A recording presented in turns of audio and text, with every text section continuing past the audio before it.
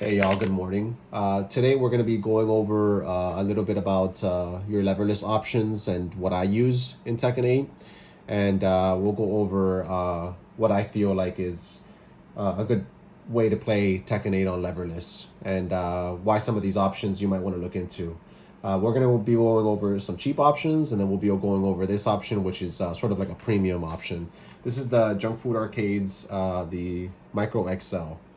So the reason I like this a lot is because it does come stock with a weighted plate. It's like a medium metal plate, so it does feel a little beefier in your lap. I'm a lap player. I don't play leverless on my desk.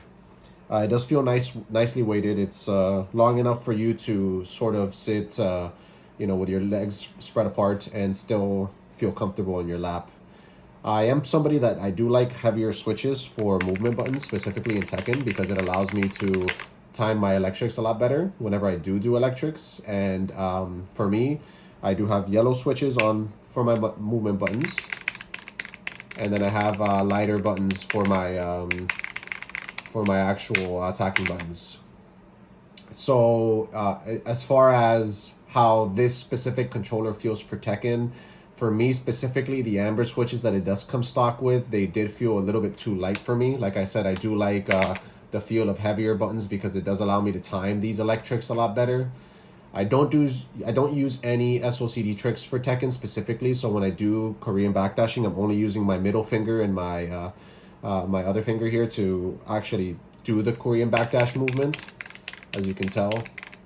And then for wave dash, same thing. I only use two fingers. I use my ring finger and my middle finger, right? So same thing on player one side. So if I do player one side, my KBD is obviously with my player one side is actually, funny enough, it's actually my weak side. But yeah, so that's what I use specifically for Tekken. As far as if you're someone that's looking to get into Tekken 8, if you're someone that's a Mishima player, if you're someone that wants access to slightly easier electrics, I feel like personally for me, the way to go is always have heavier switches on your movement buttons and then lighter switches on your actual attacking buttons. The reason for this is because it is difficult for both of your hands to coordinate doing that down, forward, and two movement at the same exact frame. So if you have a heavier movement option for your movements, it does allow you to have a little bit more flex for for you to time that down, forward, two and together. So it allows you a little bit more flex. That's at least the way that I think about it. But for me, if you're looking to get into Tekken 8 and you want to play leverless, I feel like now especially now with the price reduction for the Snackbox Micro, I feel like it is a worthy candidate for you to look into. Now, the one that I most recently got is I got this bad boy literally yesterday. This is Hottie's new pad. It's a U16, I believe it's called. Now, I'm not a person that I don't really use all these extra buttons. I use the standard, however many buttons the standard leverless options come with, the 4 movement and then the 8 attacking buttons. So all these extra buttons for me specifically, I don't really know what to use them for. But I did map this one, for example, to 1+4 in Tekken, and then this one to 3+4. So I can see myself using this more if I'm gonna play like someone like King, because it does allow me to get some of those 1+4 grabs out easier. But the stock switches that come with this, I think they're called crystal switches. Somebody correct me if I'm wrong, but these are pretty light. For me specifically, I don't see myself playing Tekken too much on this pad. But I will say, with that being said, if I do really enjoy what I've noticed comparing this to the Micro is that the spacing feels a little bit almost like my hand is spread out a little bit more. I don't know how to describe it, but my hand feels a little bit more it feels like I have to spread out my fingers more, and as far as the way the switches feel nice. Like I said, I'm not used to having this much light feel on the switches. So for me specifically playing Tekken on this, it was a little bit it's a little bit jarring since I'm used to like having to whenever I do dash block and then an electric, it is a little weird for me to just feel basically nothing when I'm doing that with the switches. But I did find movements like, for example, King. Whenever I do crouch dash heavy swing, I did feel like those type of movements were much easier. Oops. I say that now and now. It's because I'm recording a video, right? But yeah, movements like this, like the actual, like, you know, if you're, especially when you buffer them. God, I'm not used to playing on crystal switches or these light switches. But I can see how trying to get some of those, you know, like some of these movements out would be a lot easier, right? I'm not used to playing on this pad yet, but yeah. So I think that I would use this more for like Street Fighter, you know, where movement options are not as important as they are in Tekken, right? So, but like I said, I did bind this to 1+4 so that when I do play King and I do crouch dash, I can get that grab, for example. Jaguar step or whatever this is called. Is easier to do, of course, with this extra button because I don't have to time it with these two, you know. But yeah, I think that this pad, honestly, for the price, I don't know how much it's going for. I think it's like $70 or something like that. But this pad, honestly, it's great. If I'm gonna get new switches for it, like heavier switches for the movement buttons, and I'll come back to it. But it does feel really premium for how much you pay for it. I mean, it's like really thin. I think it's thinner than the Snackbox Micro here. Yeah, it's much thinner. But yeah, it feels really nice on games like Street Fighter, anime games like Dragon Ball. So like when you do instant air dashing and stuff, when you do instant air dashing and stuff like that on Dragon Ball, it does feel a lot nicer.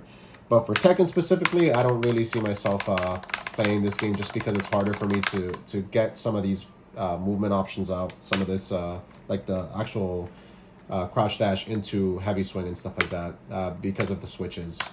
But that's switches. You can easily change the switches out. The feel is really nice too. The buttons that come the top, something that we didn't talk about on the Snackbox Micro, but the way the buttons feel on this it's like very, very smooth. They feel really, really nice on your fingertips. I'm so used to the much more rougher feeling of the Snackbox Micro. Not rougher, they're not rough, but there's a little bit more textured feeling. So for me specifically, that's also something that's a little jarring because it does mean that sometimes when I'm like crouch dashing and stuff like that, it feels like I'm overshooting like that misinput was because my fingers like felt like they were just gliding across the buttons, you know. So yeah, but it is a little bit weird to get used to. I'm still trying to get used to some of the feel of the button tops. But this is honestly a great controller. I think for the price, you really can't beat this option. I'm primarily a PC player, but if I'm going to like a local or if I'm going to a friend's house to play some PS5, you do have a dongle that you need to attach to this to have PS5 play with this controller. So that is something that you need to take account of. And with that being said, here comes our next controller. And the last one we're going to be talking about today. This is a Speedy Labs Light Fox. This is so tiny.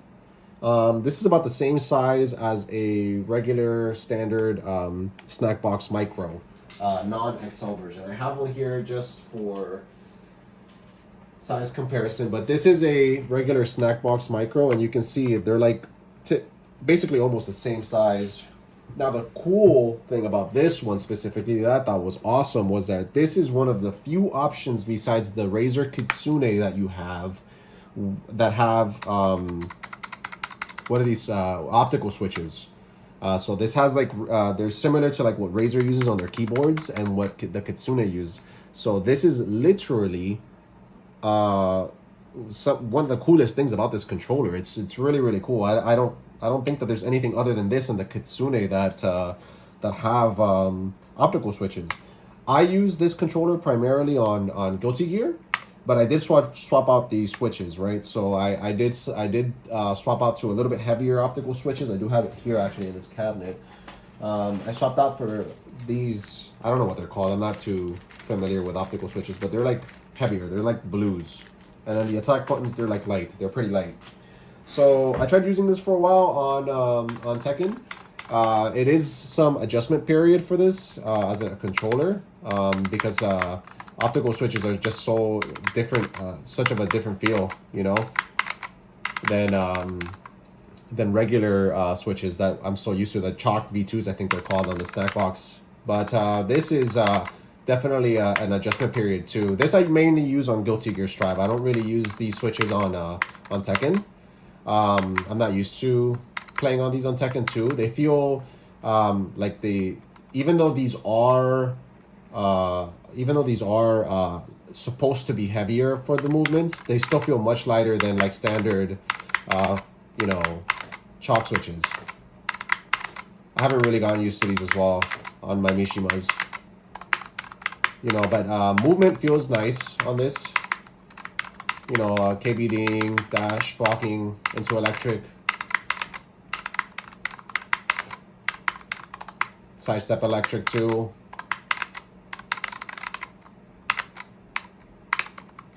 So it feels nice, you know. I think that with these specifically,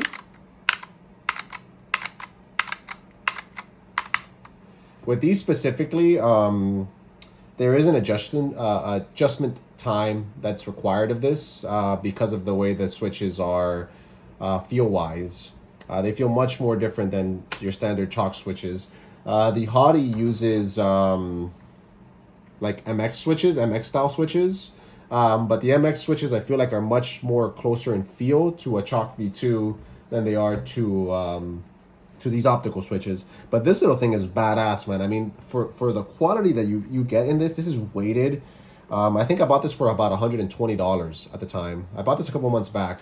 But this is like a weighted device. You know, it's really pretty looking. The LEDs shine out really nice. And the buttons are small except for the jump button, right? But I could see this being used if you're someone who travels a lot. There's like a bunch of switches here too for SOCD that you use. Tournament lock is on this as well. And it just looks like really nice.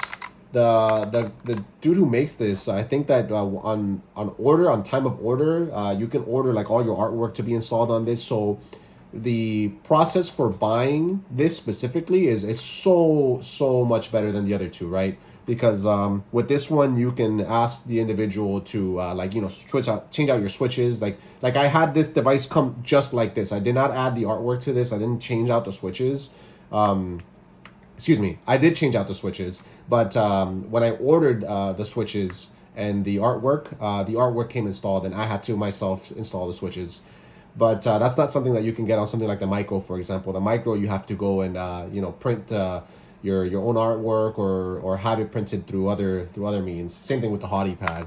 But so that was really cool. That was a really cool experience with this. You know, this is really cool. That's not something I'm typically used to when buying these leverless controllers. I'm so used to having to go out and buy the artwork on my own.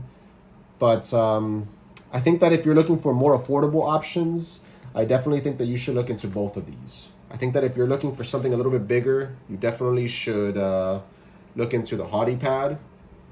And if you're looking for something a little bit more smaller, you should look into this Light Fox. If you want everything to come all, you know, ready to go, like you don't want to like bother with getting a one of those converters or anything like that, you should look into the Snackbox Micro. The reason this is my primary device is just because my muscle memory, man. I literally play. I've played on this controller since I don't even know, since the launch of Tekken of Tekken 8, you know, and I've gotten so used to the switches and everything that that for me personally, this device is what I like using, you know. So again, you know, it's really preference wise, but to me, if you have the money and you want everything to just be ready to go right off the gate, I think that maybe you should look into the Snackbox Micro. But if you're someone who is just looking to try to get into the leverless market, I think that you should look into some of those cheaper options.